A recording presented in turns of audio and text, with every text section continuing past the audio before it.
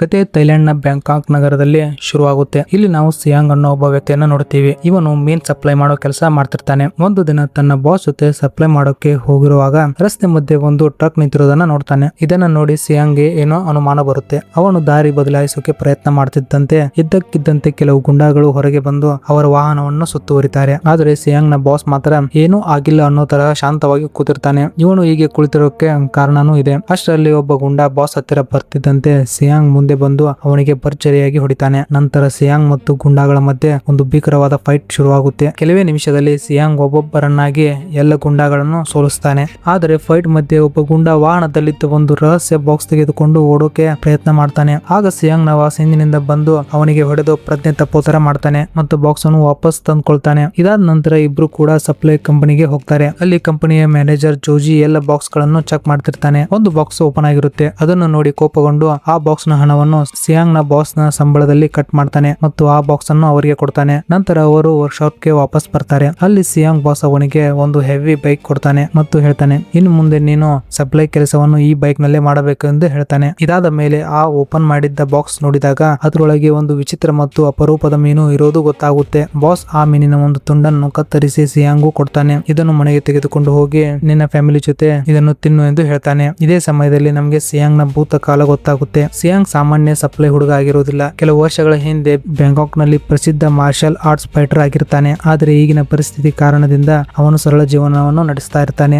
ಇದಾದ ನಂತರ scene change ಆಗುತ್ತೆ. ಸಿಯಾಂಗ್ ಆ ವಿಶೇಷ ಮೀನಿನ ತುಂಡುಗಳನ್ನು ತೆಗೆದುಕೊಂಡು ಮನೆಗೆ ಬರ್ತಾನೆ. ಅಲ್ಲಿ ಅವನ ಹೆಂಡತಿ ರಿನ್ ಅವನಿಗಾಗಿ ಕಾಯುತ್ತಿರುತ್ತಾಳೆ. ಸಿಯಾಂಗ್ ಮುಖದ ಮೇಲಿದ್ದ ಗಾಯವನ್ನು ನೋಡಿ ರಿನ್ಗೆ ತುಂಬಾ ಚಿಂತೆಯಾಗುತ್ತೆ ಮತ್ತು ಅವನ ಗಾಯಗಳಿಗೆ ಔಷಧಿ ಹಚ್ತಾಳೆ. ರಿನ್ ಮತ್ತೆ ಸಿಯಾಂಗ್ಗೆ ಹೇಳ್ತಾಳೆ, ಈ ಅಪಾಯಕಾರಿ ಕೆಲಸ ಬಿಟ್ಟು ಬಿಡು, ನಾವು ಬೇರೆ ನಗರಕ್ಕೆ ಹೋಗಿ ಅಲ್ಲಿ ಹೊಸ ಜೀವನ ಶುರು ಮಾಡೋಣ ಎಂದು ಹೇಳ್ತಾಳೆ. ಆದರೆ ಸಿಯಾಂಗ್ ಹೇಳ್ತಾನೆ, ಇನ್ನು ಸ್ವಲ್ಪ ಹಣ ಸಂಪಾದಿಸಿದ ನಂತರ ಈ ಕೆಲಸ ಬಿಡೋದಾಗಿ ಹೇಳ್ತಾನೆ. ಇದರ ಮಧ್ಯೆ ಈ ಕಥೆಯ ಹಿನ್ನೆಲೆಯು ನಮಗೆ ತಿಳಿಯುತ್ತದೆ. ಸುಮಾರು 10 ವರ್ಷಗಳ ಹಿಂದೆ ಗ್ಲೋಬಲ್ ವಾರ್ಮಿಂಗ್ ಕಾರಣದಿಂದ ಧ್ರುವ ಪ್ರದೇಶದ ಹಿಮ ವೇಗವಾಗಿ ಕರಗಲು ಶುರುವಾಗುತ್ತೆ. ಈ ಸಮಯದಲ್ಲಿ ಸಮುದ್ರದಲ್ಲಿ ಒಂದು ವಿಚಿತ್ರ ಮತ್ತು ಅಪಾಯಕಾರಿ ವೈರಸ್ ಹರಡುತ್ತೆ. ಈ ವೈರಸ್ ಸಮುದ್ರದ ಜೀವಿಗಳ ದೇಹಕ್ಕೆ ಸೇರಿ ನಿಧಾನವಾಗಿ ಹೊಸ ರೀತಿಯ ವೈರಸ್ ಆಗಿ ಬೆಳೆಯುತ್ತದೆ. ಪರಿಸ್ಥಿತಿ ಹದಗೆಡುತ್ತಿದ್ದಂತೆ ಥೈಲ್ಯಾಂಡ್ ಸರ್ಕಾರವು ತನ್ನ ದೇಶವನ್ನು ಹೊರ ಜಗತ್ತಿನಿಂದ ಬಹುತೇಕವಾಗಿ ಪ್ರತ್ಯೇಕಿಸಿಕೊಳ್ಳುತ್ತೆ.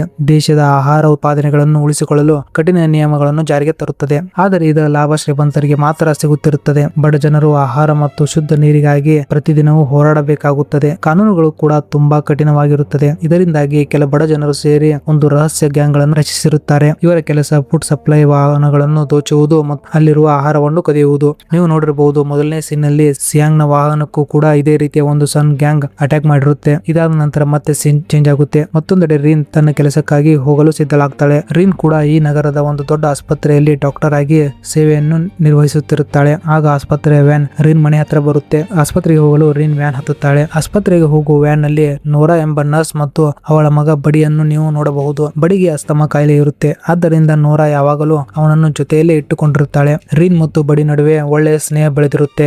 ಬಡಿ ಕೂಡ ಅವಳನ್ನು ತುಂಬಾ ಇಷ್ಟಪಟ್ಟಿರ್ತಾನೆ. ಮತ್ತೊಂದೆಡೆ ಸಪ್ಲೈ ಕಂಪನಿಯ ಮ್ಯಾನೇಜರ್ ಜೋಜಿ ತನ್ನ ಬಾಸ್ ಆದ ವಾಸುವಿನ ಆದೇಶದ ಮೇರೆಗೆ ಒಂದು ದೊಡ್ಡ ಮೀಟಿಂಗ್ ಏರ್ಪಡಿಸುತ್ತಾನೆ. ಈ ಮೀಟಿಂಗ್ ನಲ್ಲಿ ನಗರದ ದೊಡ್ಡ ದೊಡ್ಡ ಉದ್ಯಮಿಗಳು ಮತ್ತು ಶ್ರೀಮಂತರು ಭಾಗವಹಿಸುತ್ತಾರೆ. ಅವರ ಚರ್ಚೆ ಏನೆಂದರೆ ಥೈಲ್ಯಾಂಡ್ ನ ಆಹಾರ ಉತ್ಪಾದನೆಗಳನ್ನು ಬೇರೆ ದೇಶಗಳಿಗೆ ರಫ್ತು ಮಾಡುವುದರ ಬಗ್ಗೆ ಆಗಿರುತ್ತದೆ. ಅಷ್ಟರಲ್ಲಿ ಒಬ್ಬ ಶೆಫ್ ಅತಿಥಿಗಳಿಗೆ ತಿನ್ನುವುದಕ್ಕೆ ಮೀನಿನ ಖಾದ್ಯವನ್ನು ತಂದಿರುತ್ತಾನೆ. ಅದೇ ಸಿಯಾಂಗ್ ಸಪ್ಲೈ ಮಾಡಿದ್ದ ಆ ವಿಚಿತ್ರ ಮೀನಾಗಿರುತ್ತದೆ. ಮೊದಲು ಆ ಮೀನನ್ನು ಜೋಜಿ ತಿನ್ನುತ್ತಾನೆ. ನಂತರ ಉಳಿದ ಅತಿಥಿಗಳು ಅದನ್ನು ತಿನ್ನಲು ಶುರು ಮಾಡ್ತಾರೆ. ಆರಂಭದಲ್ಲಿ ಎಲ್ಲವೂ ಸಾಮಾನ್ಯವಾಗಿರುತ್ತದೆ. ಆದರೆ ಕೆಲವೇ ನಿಮಿಷದಲ್ಲಿ ಜೋಜಿಯ ಮುಖ ಬದಲಾವಣೆ ಶುರುವಾಗುತ್ತದೆ. ಇನ್ನು ಮಾತನಾಡುತ್ತಲೇ ಇದ್ದಾಗ ಇದ್ದಕ್ಕಿದ್ದಂತೆ ಅವನ ಬಾಯಿಯಿಂದ ರಕ್ತ ಬರಲು ಪ್ರಾರಂಭವಾಗುತ್ತದೆ. ಎಲ್ಲರೂ ಬೆಚ್ಚಿ ಬೀಳುತ್ತಾರೆ. ಮುಂದಿನ ಕ್ಷಣದಲ್ಲಿ ಜೋಜಿ ನೆಲಕ್ಕೆ ಬಿದ್ದು ಪ್ರಜ್ಞೆ ಕಳೆದುಕೊಳ್ಳುತ್ತಾನೆ. ಈಗ ಜೋಜಿಯನ್ನು ರೀನ್ ಇರುವ ಆಸ್ಪತ್ರೆಗೆ ದಾಖಲು ಮಾಡ್ತಾರೆ. ಇನ್ನೊಂದೆಡೆ ರೀನ್ ಆಸ್ಪತ್ರೆಗೆ ತಲುಪಿ ತನ್ನ ಕೆಲಸದಲ್ಲಿ ಬ್ಯುಸಿಯಾಗಿರ್ತಾಳೆ. ಅಷ್ಟರಲ್ಲಿ ಒಬ್ಬ ಸೀನಿಯರ್ ಡಾಕ್ಟರ್ ಬಂದು ಅವಳನ್ನು 10ನೇ ಮಹಡಿಗೆ ಕರೆದುಕೊಂಡು ಹೋಗ್ತಾನೆ. ಅಲ್ಲಿ ವಾಸು ಎಂಬ ದೊಡ್ಡ ಉದ್ಯಮಿ ತನ್ನ ಕೋಮಾದಲ್ಲಿರುವ ಹೆಂಡತಿಯ ಜೊತೆ ಕುಳಿತಿರುತ್ತಾನೆ. ವಾಸು ರೀನ್ಗೆ ಹೇಳ್ತಾನೆ, ನನ್ನ ಹೆಂಡತಿ 3 ವರ್ಷದಿಂದ ಕೋಮಾದಲ್ಲಿದ್ದಾಳೆ. ಒಂದು ವಿಶೇಷ ಮೀನಿನ ಲಿವರ್ ಅವಳನ್ನು ಗುಣಪಡಿಸಬಹುದೇ ಎಂದು ಹೇಳ್ತಾನೆ. ಆಗ ರೀನ್ ಅದನ್ನು ನಿರಾಕರಿಸ್ತಾಳೆ. ಇದು ವೈದ್ಯಕೀಯವಾಗಿ ಸಾಬೀತಾಗಿಲ್ಲ ಮತ್ತು ಸುರಕ್ಷಿತನೂ ಆಗಿಲ್ಲ, ಹೀಗೆ ಮಾಡಬೇಡಿ ಎಂದು ಎಚ್ಚರಿಸ್ತಾಳೆ. ಇದೇ ಸಮಯದಲ್ಲಿ ಆಸ್ಪತ್ರೆಗೆ ಜೋಜಿಯನ್ನು ಕರೆದುಕೊಂಡು ಬರ್ತಾರೆ. ಡಾಕ್ಟರ್ಗಳು ಅವನ ರಿಪೋರ್ಟ್ ಅನ್ನು ನೋಡಿದಾಗ ಬೆಚ್ಚಿ ಬೀಳ್ತಾರೆ. ಅವನ ದೇಹದಲ್ಲಿ ಕೋಟ್ಯಾಂತರ ಬ್ಯಾಕ್ಟೀರಿಯಾಗಳು ವೇಗವಾಗಿ ಹರಡುತ್ತಿರುತ್ತವೆ. ಅವರಿಗೆ ಏನಾಗುತ್ತಿದೆ ಎಂಬುದೇ ಅರ್ಥವಾಗುವುದಿಲ್ಲ. ಸ್ವಲ್ಪ ಸಮಯದ ನಂತರ ಆ ರೋಗಿಯ ಬಾಯಿಂದ ರಕ್ತ ಹರಿಯಲು ಶುರುವಾಗುತ್ತದೆ. ಹೃದಯ ಬಡಿತ ನಿಂತೋಗುತ್ತದೆ.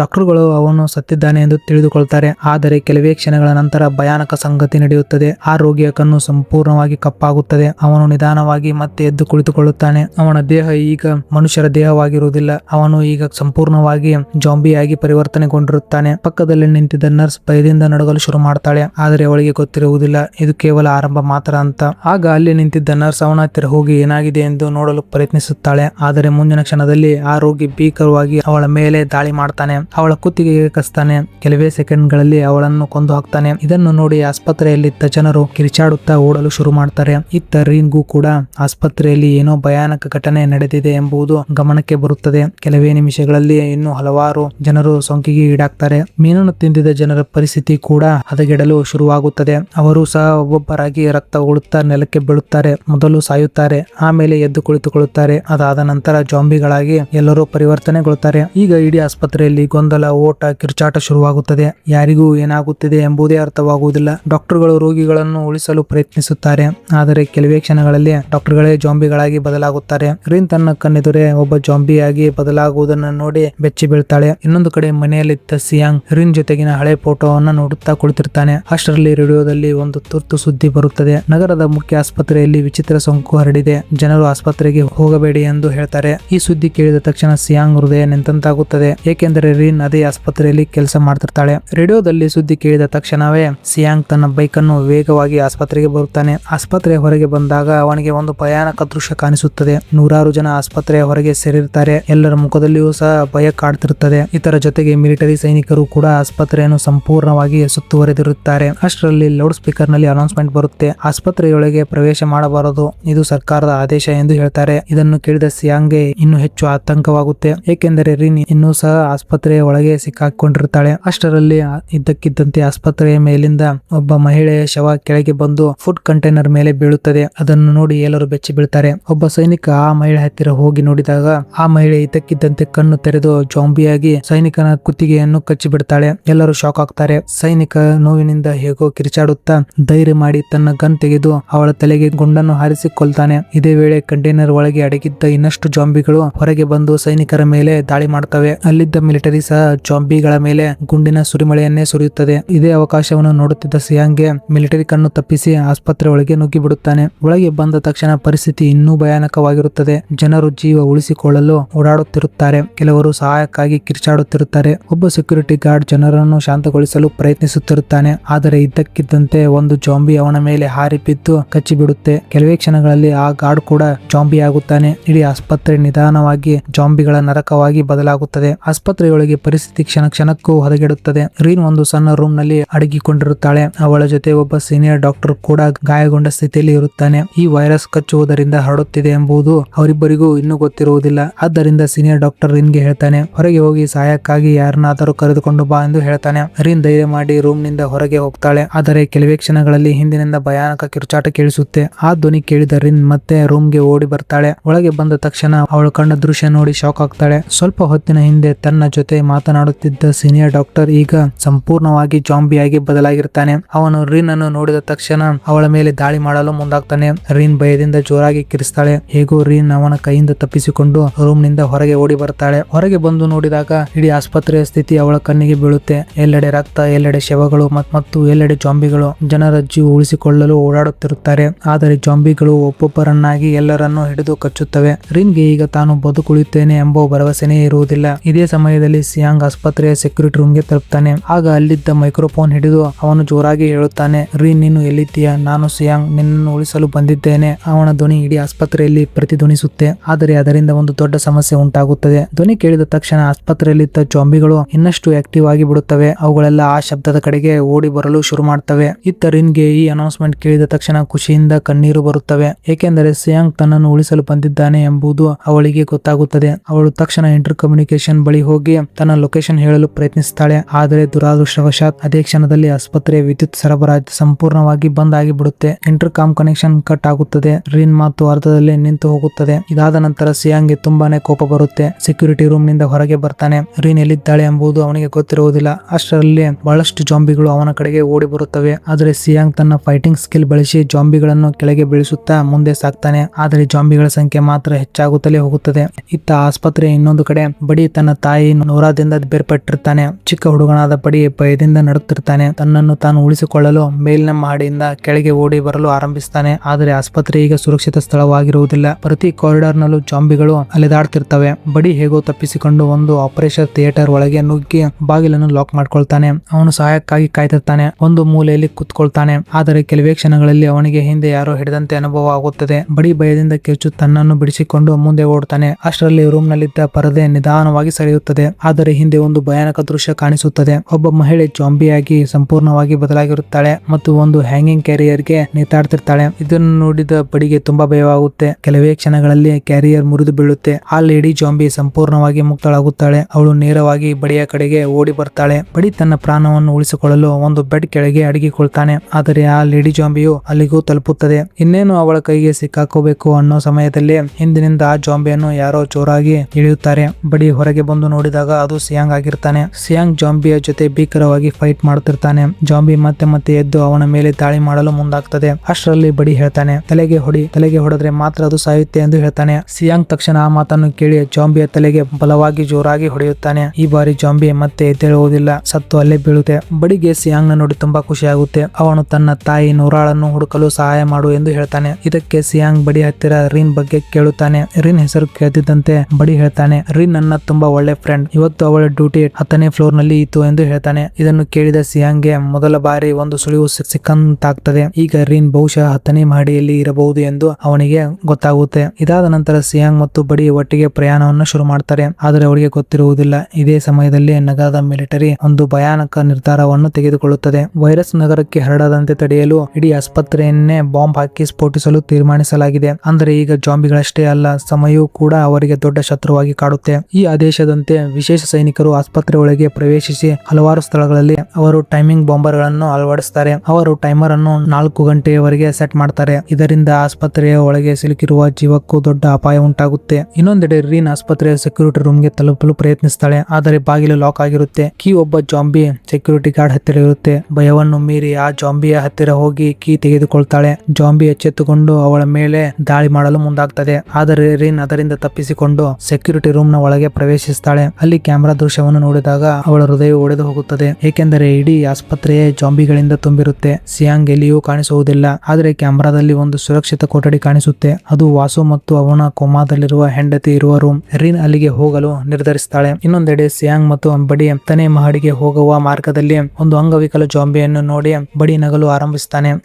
ಬಡಿಯ ಶಬ್ದ ಕೇಳಿ ಹತ್ತಿರದಲ್ಲಿದ್ದ ಅನೇಕ ಜಾಂಬಿಗಳು ಎಚ್ಚರಗೊಳ್ತವೆ. ಕೆಲವೇ ಕ್ಷಣಗಳಲ್ಲಿ ದೊಡ್ಡ ಜಾಂಬಿಗಳ ಗುಂಪು ಸಿಯಾಂಗ್ ಮತ್ತು ಬಡಿಯ ಮೇಲೆ ದಾಳಿ ಮಾಡಲು ಮುಂದಾಗ್ತವೆ. ಸಿಯಾಂಗ್ ಬಡಿಯನ್ನು ರಕ್ಷಿಸುತ್ತಾ ಒಂದು ಕೋಣೆ ಒಳಗೆ ಓಡ್ತಾನೆ. ಆದರೆ ಜಾಂಬಿಗಳು ಬಾಗಿಲು ಒಡೆದು ಒಳಗೆ ಬರ್ತವೆ ಮತ್ತು ಅಲ್ಲಿದ್ದ ಇಬ್ಬರನ್ನು ಅವರ ಕಣ್ಣೆದುರೇ ಕೊಂದು ಹಾಕುತ್ತದೆ. ಇದನ್ನು ನೋಡಿ ಇಬ್ಬರು ಕಿಟಕಿಯ ಮಾರ್ಗವಾಗಿ ತಪ್ಪಿಸಿಕೊಂಡು ಓಡ್ತಾರೆ. ಸ್ವಲ್ಪ ಸಮಯದ ನಂತರ ಅವರು ಒಂದು ಸುರಕ್ಷಿತ ಕೊಠಡಿಗೆ ತಲುಪ್ತಾರೆ. ಅಲ್ಲಿ ಬಡಿಯ ತಾಯಿ ನೋರಾ ಜೀವಂತವಾಗಿರುವುದನ್ನು ಕಂಡು ಬಡಿಗೆ ತುಂಬಾ ಸಂತೋಷವಾಗಿ ಅಪ್ಪಿಕೊಳ್ತಾನೆ. ಆದರೆ ಸಿಯಾಂಗ್ ಒಂದು ಭಯಾನಕ ಸಂಗತಿಯನ್ನು ಗಮನಿಸ್ತಾನೆ. ನೋರಾಳ ಬೆನ್ನಿನ ಮೇಲೆ ಜಾಂಬಿ ಕಚ್ಚಿದ ಗುರುತು ಕಾಣಿಸುತ್ತೆ. ಅಂದರೆ ಅವಳು ಈಗ ವೈರಸ್ಗೆ ಸೋಂಕಿತಳಾಗಿದ್ದಾಳೆ. ಮತ್ತು ನೋರಾನು ಸಹ ಹೇಳ್ತಾಳೆ, ನಾನು ಇನ್ನು ಉಳಿಯುವುದಿಲ್ಲ, ನನ್ನ ಮಗನನ್ನು ಸುರಕ್ಷಿತವಾಗಿ ಬೇರೆ ಕಡೆ ಕರೆದುಕೊಂಡು ಹೋಗು ಎಂದು ಹೇಳ್ತಾಳೆ. ಬಡಿ ಅಳುತ್ತಾನೆ. ಆದರೆ ಸಿಯಾಂಗ್ ಅವನನ್ನು ಬಲವಂತವಾಗಿ ಅಲ್ಲಿಂದ ಕರೆದುಕೊಂಡು ಹೋಗುತ್ತಾನೆ. ಕೆಲವೇ ಕ್ಷಣಗಳ ನಂತರ ಹಿಂಬದಿಯಿಂದ ನೋಡಿದಾಗ ನೋರಾ ಸಂಪೂರ್ಣವಾಗಿ ಜಾಂಬಿಯಾಗಿ ಬದಲಾಗಿರ್ತಾಳೆ. ನೋರಾಳನ್ನು ಕಳೆದುಕೊಂಡ ನಂತರ ಬಡಿ ಸಂಪೂರ್ಣವಾಗಿ ದುಃಖದಲ್ಲಿ ಮುಳುಗಿರ್ತಾನೆ. ಸಿಯಾಂಗ್ ಅವನಿಗೆ ಧೈರ್ಯ ಹೇಳುತ್ತಾನೆ. ಇದೇ ಸಮಯದಲ್ಲಿ ಆಸ್ಪತ್ರೆ ಲೌಡ್ ಸ್ಪೀಕರ್ ನಲ್ಲಿ ಘೋಷಣೆ ಆಗುತ್ತೆ. ಕೆಲವೇ ಗಂಟೆಗಳಲ್ಲಿ ಈ ಆಸ್ಪತ್ರೆ ಬಾಂಬ್ ಸ್ಫೋಟದಿಂದ ನಾಶವಾಗಲಿದೆ ಎಂದು ಹೇಳ್ತಾರೆ. ಈ ಸುದ್ದಿಯನ್ನು ಕೇಳಿ ಎಲ್ಲರೂ